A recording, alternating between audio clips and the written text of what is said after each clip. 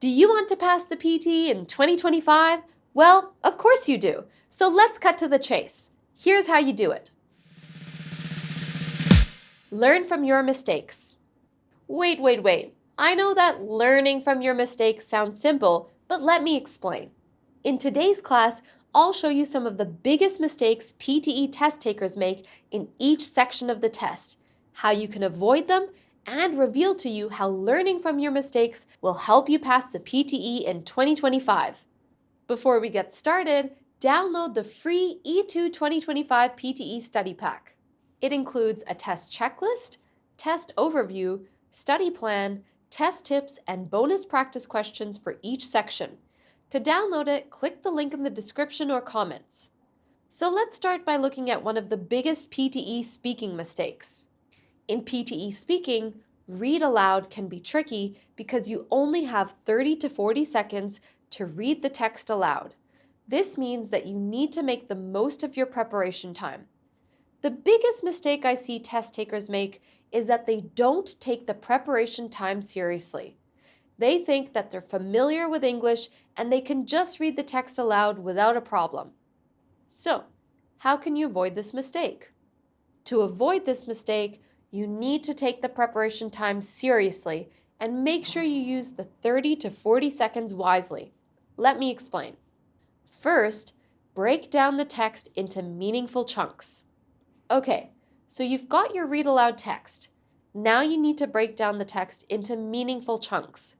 This will help you to read the text more fluently and with better intonation. Next, identify key words to emphasize. This will help you to keep the listener engaged and make sure they understand the main points of the text. Finally, rehearse in your head. This will help you to get a feel for the text and make sure you're comfortable with saying it aloud. Let's take a look at an example task. So here's a short read aloud text. Let's see how we can break it down into meaningful chunks, identify keywords to emphasize, and rehearse in our heads. Okay, so first, let's break down the text into meaningful chunks. We can do this by looking for natural pauses in the text.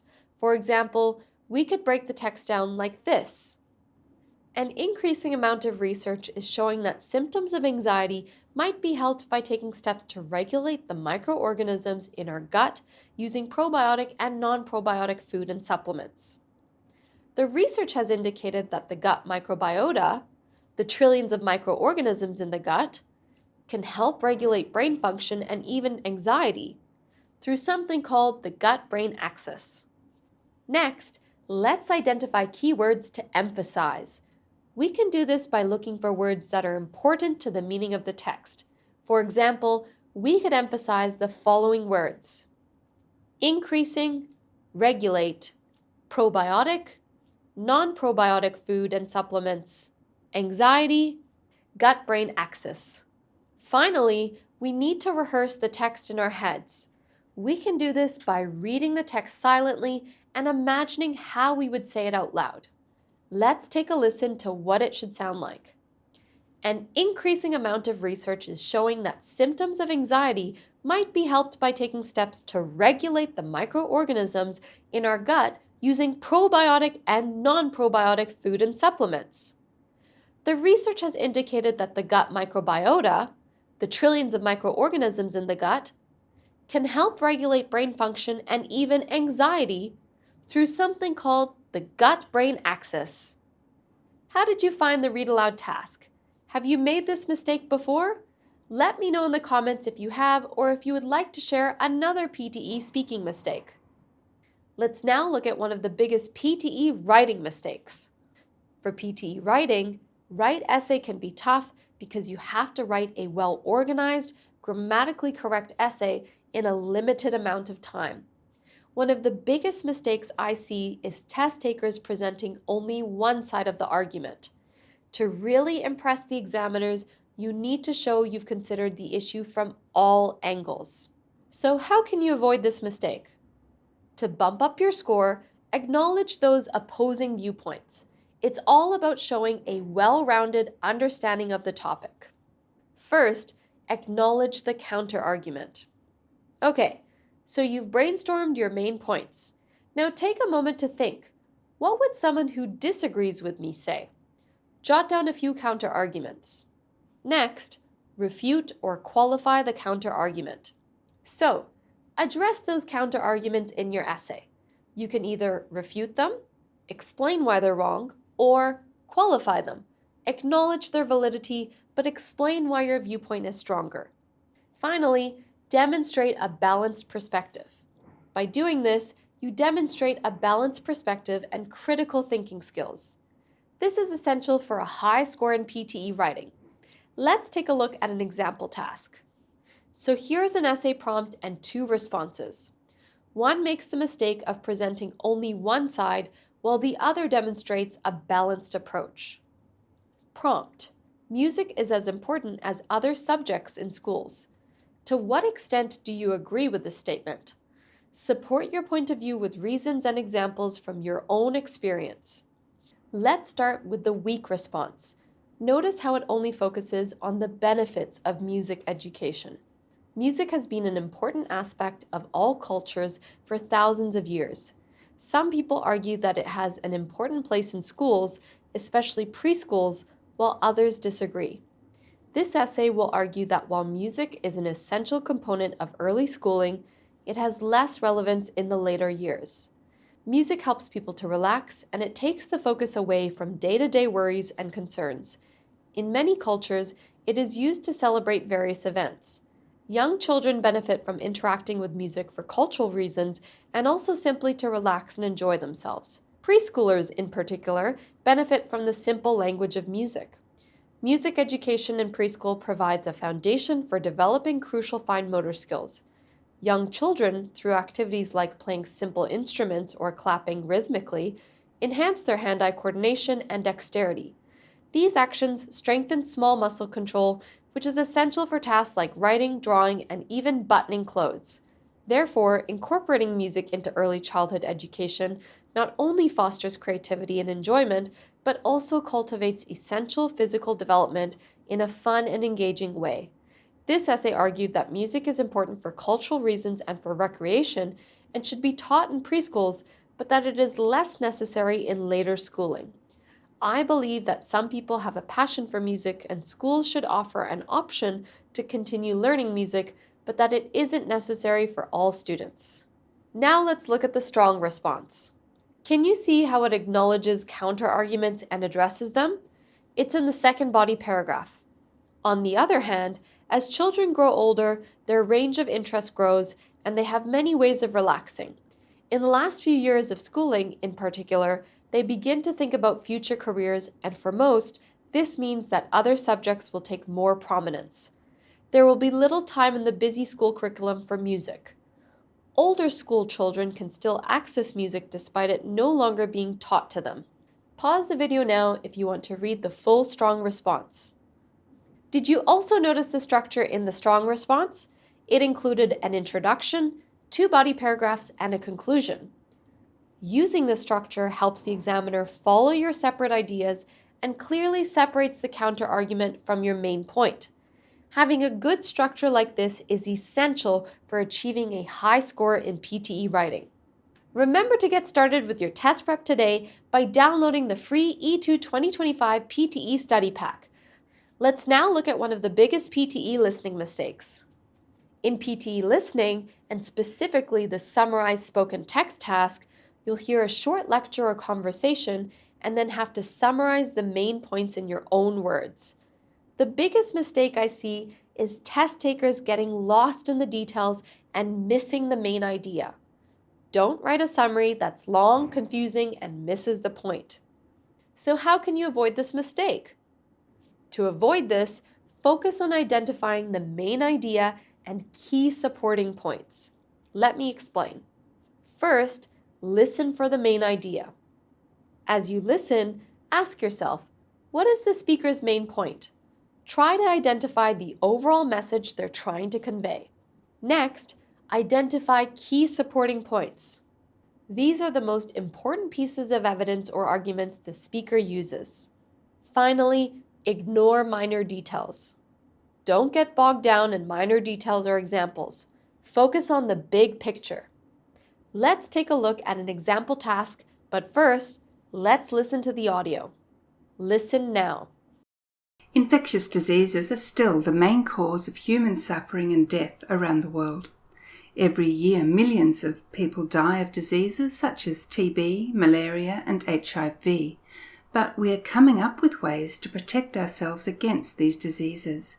We have drugs and vaccines, and we're conscious. We learn from our experiences and come up with creative solutions. We used to think we were alone in this, but now we know we're not. There are a lot of animals out there that can do it too. Chimpanzees can use plants to treat their intestinal parasites. And even more interesting than that is recent discoveries are telling us that insects and other little animals with smaller brains can use medication too. As part of my job, I spend a lot of time in the greenhouse growing milkweed, a plant specifically for monarch butterflies. They're extremely picky eaters. Luckily, there are several species of milkweed that they can use, and all these milkweeds have carotenoids in them, chemicals that are toxic. They're toxic to most animals, but not to monarchs. In fact, monarchs can take up the chemicals in their own bodies, and it makes them toxic against their predators, such as birds. Monarchs advertise this toxicity through their wing color of orange, black, and white. Pause the video now on the transcript if you want to look at it in detail. Remember, on test day, you will not be able to see the transcript. And here are the two summaries. One focuses on minor details and would be poorly scored, while the other accurately captures the main idea and would achieve a high score. Let's start with the weak summary. Notice how it gets sidetracked by details about monarch butterflies? The speaker talks about how humans and animals protect themselves against diseases. Humans use drugs and vaccines, while chimpanzees use plants to treat intestinal parasites. Insects and other small animals with smaller brains can also use medication. The speaker then talks about monarch butterflies, which are picky eaters and only eat milkweed. Milkweed has carotenoids, which are toxic chemicals. Monarchs can tolerate these chemicals and use them to become toxic against predators. They advertise this toxicity through their wing color. Now let's look at the high-scoring strong summary. Can you see how it concisely captures the main point? The speaker was discussing humans' ability to learn and to protect ourselves from diseases.